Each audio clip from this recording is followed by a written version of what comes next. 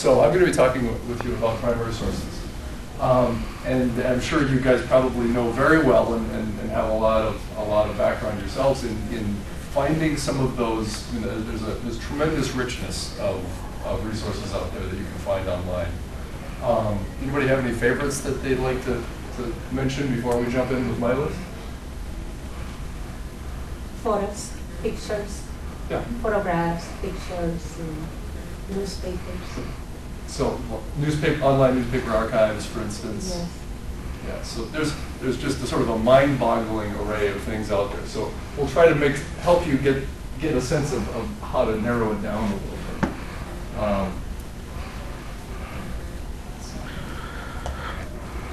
So I've collected just a few of what I thought were kind of the really high-impact, really useful sites and collections. Anybody ever use history gutters? Does anybody ever use history gutters? I put this one at the top because I think this one is definitely worth. I put this one at the top because I think this one is definitely. Lots of other ones that you see there. I'll point out. Lots of other ones that you see there. This American Memory Project.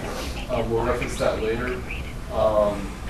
The Making of America site is something that the University of Michigan has put together, which focuses on kind of the pre-Civil War to the Reconstruction era of U.S. history. Gilder Lehrman Institute has put together a great digital history site, and so on. So we're just going to try and make it a little larger for readability. Sure. So go ahead, Scott. But what I wanted to show you, as Carl finishes up there, is History Matters, because I think that it's one of the more robust sort of tools to really get in and do some searching for, as you mentioned, some of the kinds of artifacts that you might be looking for primary sources. Better, can people read that now? Yeah, that's okay. Yeah, and of course, this is all here for you later. But the History Matters site is out of George Mason University, and they've actually partnered with a number of other organizations. But what I think is just beautiful about this is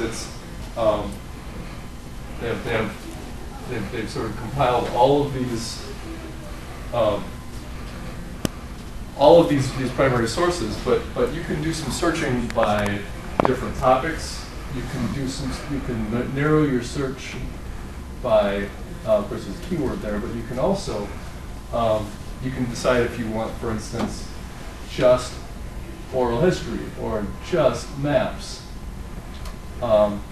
So it's a tremendously powerful resource.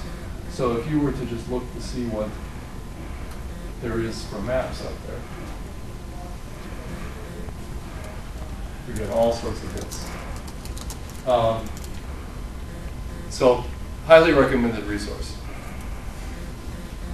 Is there a way you can limit it in terms of like readability or level of? That's a great question. Because that's what I struggle with, I think, at right, the to middle find the level. appropriate, and I don't know if everybody knows when you talk about readability. Yeah. Yeah, so you don't want a second grader being directed to something that's really geared for 12th graders. This is actually sort of a meta resource in that it pulls together. So, for instance, the top hit here on the History Matters search that we just did goes to the Library of Congress's American Memory Project. So I don't know that at the level of this search. Let's just back up actually and see. So you've got advanced search. Yeah, it may be that under.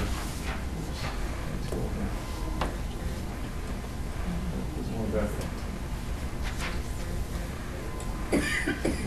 so that is, it doesn't look like it, but some of the archives and collections that this search is hitting may actually have that. So that's something I think we should all take a look at.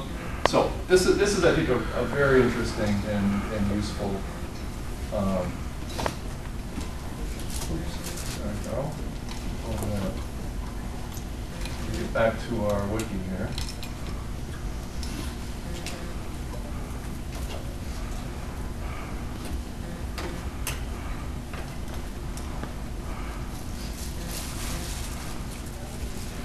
So I created a quick quick presentation here, just to give you a sense, sort of a flavor of some of the things that you might find on some of these primary source collections, and some of the different kinds of artifacts that you might be able to tap into. So just kind of a sampler.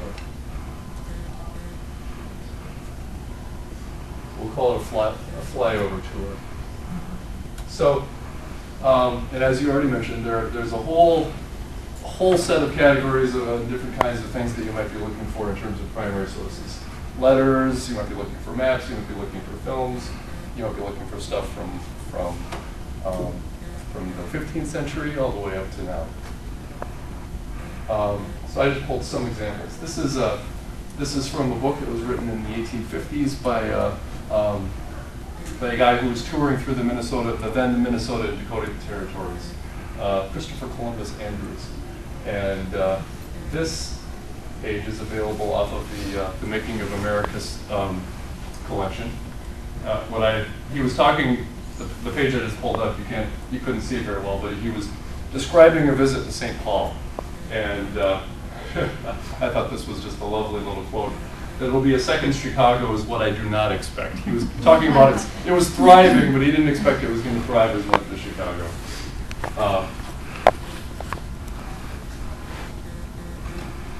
This is a bird's eye view from Dayton's Bluff. And it's actually part of the maps collection from the Library of Congress American Memory Project. And this was also created, I think, in the 1850s. You can get sound recordings from a number of different sites. This was one that was pulled. This was I didn't actually link the sound here, but this was part of the Lomax folklore folklife project, where they were going around through a lot of areas in the South and getting field recordings of people playing folk music, people playing sort of all of these different aspects of folk life, and the documentation about the project as well as actual recordings can be found again through the Library of Congress through a different collection through the folk life site. So audio recordings, you can get posters. This was World War II era. This is from the National Archives site. So this is a U.S. Federal project.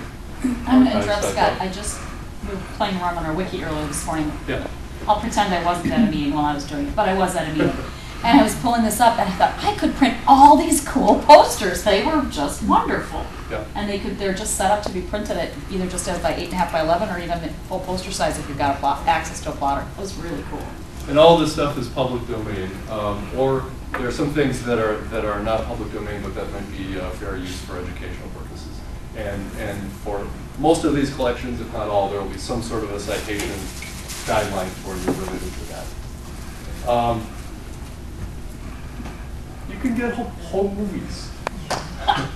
This was from, I think, the 30s. This is called The Old Backyard. This was from somewhere in California, and some people made their collection of home movies available. It's amazing what's out there. We could watch this whole thing. And this was available from the Internet Archive, and it's the site is archive.org. We'll actually take a quick look at that later if there's time.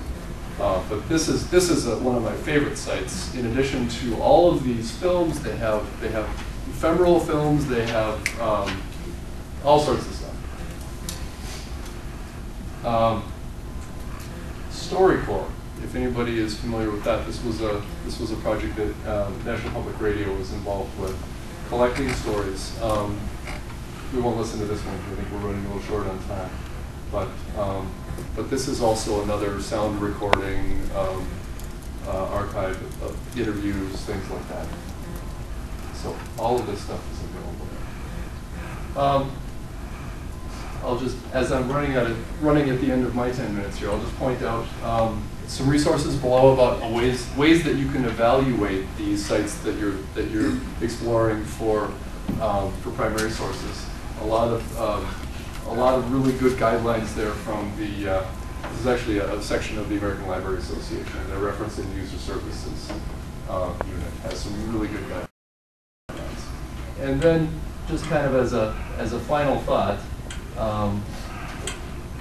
consider the ways that this is sort of a 21st century theme presentation, and the ways that the internet itself is, and all the people who are involved in it, and all the collaboration and publication that's going on by users. The ways that we're all creating content that is now becoming primary source material for the future. And there are projects out there that are trying to archive that, trying to be libraries and museums of the internet. So, a couple of links there for you to explore.